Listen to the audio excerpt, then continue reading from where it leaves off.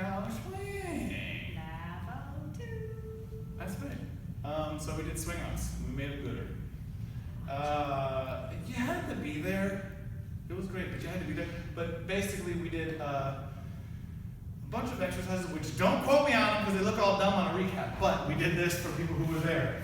We did that twisty thing. Okay, Yeah. So you just twist a whole bunch. When she's twisting, she's hitting it, and I'm walking. We talked about how followers kept their butt behind, not like this. Leaders kind of the same. Neither one of us doing like that. And sort of to set that up, we just tried these 3 little connection things for leaders and for followers. Starting with leaders, I can try and pull my follower 3 ways. There's a million ways, but here's 3. One way, don't do it. Second way, this and this go exactly together like a robot. It's okay, but not super hip if I'm honest. This goes a little bit after this would be great. This first, that second, that third. That would be awesome. And then we have the same thing for followers. Like when you feel the response, you can pull yourself in with the yank. Kind of sucks. We all sort of know that. You become exactly like a robot, sort of fused all as one piece, which is better than nothing.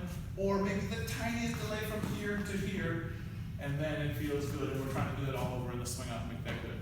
Then we said, do the timing really good. Take 4 counts in and 4 counts out. Remember, that made it better. Then we said, leaders, you got to get ready to do the swing out before you do the next one, right? Don't just do it out of nowhere. Then we said, followers, you got to break the tape because sometimes you don't go far enough. Then we said, Fall and face your partner as you do that. that sounds right. Then we said a bunch of other helpful shit that everyone loved. Sorry for the recap.